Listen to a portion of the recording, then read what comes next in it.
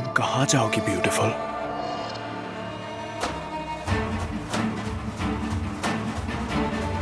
अभी तो बस शुरुआत है।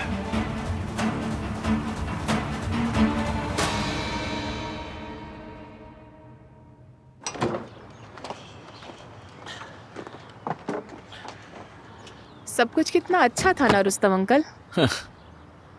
लेकिन मेरी बेटी कुछ उदास सी थी।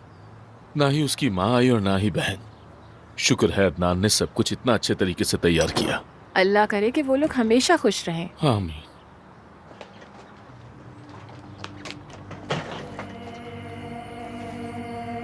हुरिया, रुस्तम, क्या मेरे लिए यहाँ गुंजाइश है? तुम तो अपनी हवेली में बहुत खुश थी ना, और उस हवेली का आधा हिस्सा भी तो तुम्हारे पास था। फिर क्या हुआ? बस अदनान के चले जाने के बाद मैंने सोचा मैं यहाँ अकेली क्या कर रही हूँ। मैंने सोचा मुझे अपने घर वालों के साथ होना चाहिए,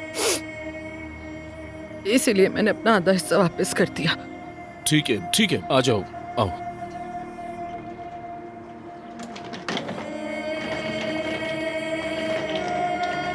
शुक्रिया, बहुत शुक्रिया।